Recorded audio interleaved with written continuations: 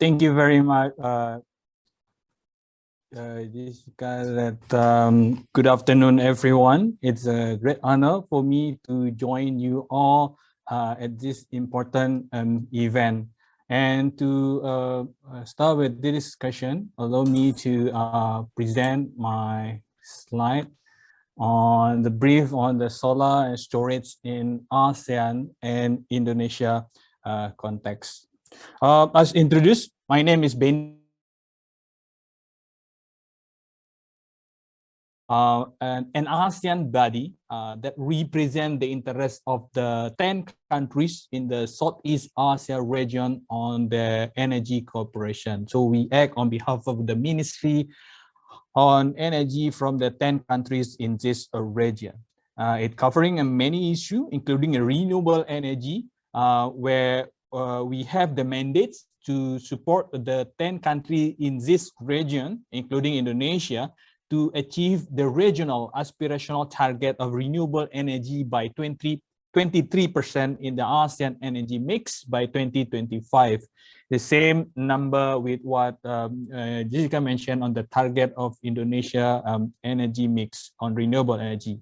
But today it is only around 14 to 15%. So it's quite a gap that needed to be filled in the next 3 or 4 years from now. And focusing on the topic of our discussion today, I believe this is a story that many of you are already familiar. I hope so. The countries in this Southeast Asia region are located along both sides of the equator. So most have a total annual solar radiation of more than 1,750 kilowatt-hour per square meter, which is considered, to some context, is among the highest in the world. From the various data that we have, that the solar generation is above 1,350 kilowatt-hour per kilowatt peak in the most part of the countries in this region, making them ideal for the PV power generation.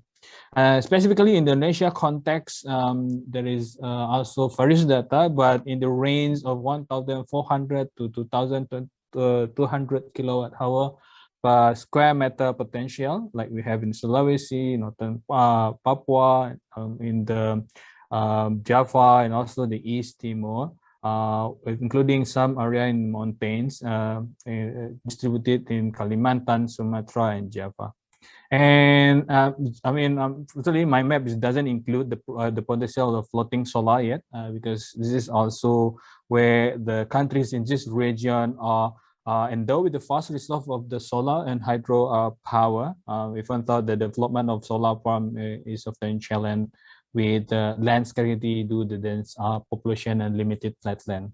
But it will be a good opportunity as in the session of this day, we will have more about the Indonesia plan on the solar. Next, as we are talking on the development of the projects on the solar issue in the Southeast Asia region, and also in the context of Indonesia itself, we have the table that showing you the progress that we have in terms of the development or adding the new capacity on boards. Despite the pandemic situation that we are experiencing for last 2 and 3 years, that the country in this region cumulatively managed to deliver a groundbreaking performance on renewable energy. Particularly, for example, in the year of 2020, where approximately 22 gigawatt of the capacity was added, but then 82% of this new installed capacity was renewable energy, be it coming from solar, wind, or other types of renewable energy. As you can also clearly see in this chart, that the majority of it was because of Vietnam with its skyrocketing solar installment. Vietnam has led the uptake of the solar and including wind power capacity among the ASEAN countries in this region for the last 3 years.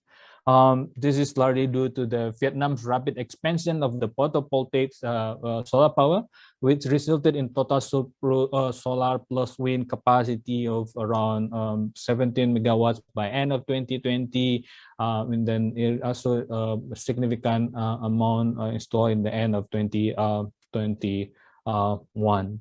But then another story that we can see, obviously today we are speaking in the context of Indonesia, that cumulatively it's quite far behind the other countries in this region, that where Indonesia in 2020 is only installed 1,357 megawatt of the new capacity, but then only a small fraction of it coming from a renewable energy or the solar power.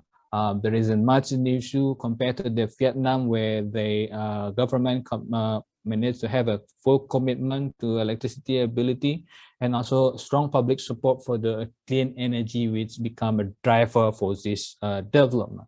This is also include like a generous feed-in tariff and supportive investment environment that intensifies the industry. So Indonesia and also other countries in this region could take the inspiration from Vietnam and to focus on the domestic driver for the adoption of the solar in the power system, which become pertinent, which become part of our main discussion in the event today, because it will help the country's energy transition, and also to some context bringing the benefit on the local health and opportunity to develop modern renewable energy system.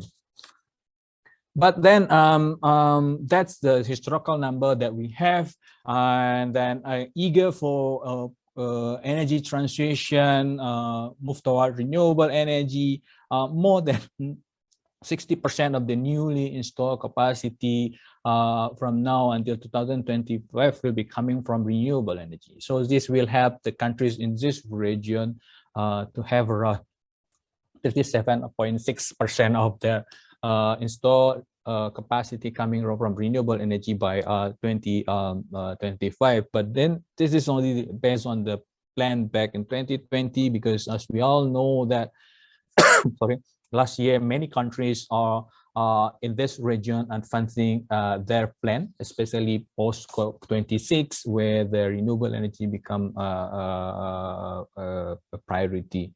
Again, Vietnam, I said, for example, with the release of the country's draft of country latest national power development, the PDP8, that expand the wind and solar capacities. And Philippines also a strong example with their new energy plan released December last year, that set a new target of the 35% of the power generation in 2030s. And also recently tabled 12 Malaysia plan that also set ambitious goal for the countries to achieve net zero carbon emission through deployment of the solar PV. And of course, Indonesia is also putting the efforts on this energy transition and bring more renewable energy, particular solar, into the table. And this can be seen on my slide, that where we are talking about the electricity supply plan of the Indonesia. Where is laying of the foundation plan for the Indonesia to achieve its aspiration to reach the carbon neutrality in 2016, and the commitment that being stated by the government last year post COP 26. So that you can see that yellow number, yellow bar that dominating the projected landscape of the electricity supply plan. As government try to regulate it, this additional power plan of the 2030s will only coming from new and renewable energy. Then starting from the 2035 will be mostly dominated. As you can see, there is the yellow bar, which is massive compared to the others. That would be a domination of the solar PV, but it is also other renewable energies such as wind or hydro and ocean current. But then related to the storage that we see that starting earlier by 2025 that pump storage is expected to commence with and then continue with the massive utilization of the battery energy storage system. And I had my presentation with the discussion again at the ASEAN level, but on the energy storage, this is also can see that where Indonesia stands with the other country in terms of supporting the energy storage development. ASEAN countries have been actively integrating the energy storage system into the grid to supply affordable, reliable, and higher share of renewable electricity. I mean, the type of energy storage and the level of advancement varies, of course, in between the countries, between Indonesia, Singapore, Thailand, and others, and also in terms of the technology for the pump hydro, the battery, and also different that we have. Like Malaysia, Singapore, Thailand are considered leading states in development of research and development of the energy storage system in the region, where ASEAN still has a lot to catch up.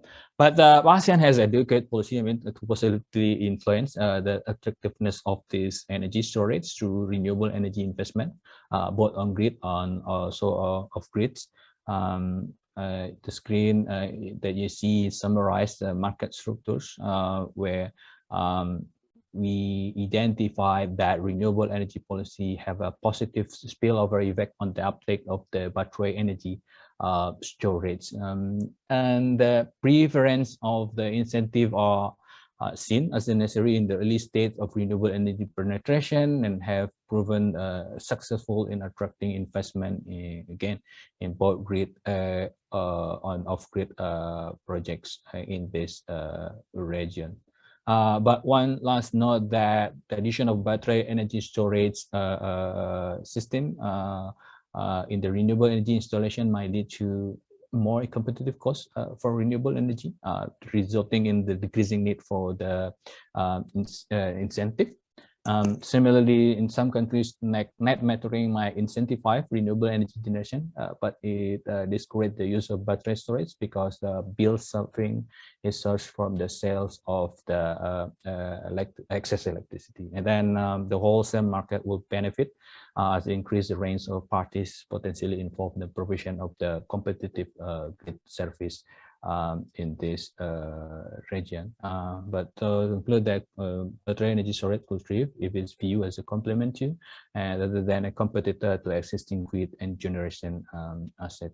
But to conclude, I would say that ASEAN, including particularly Indonesia, the biggest countries in this region, in many contexts, many untapped market for the energy storage application. But I'm sure the discussion today will spark the collaboration between us and then how to escalate this progress.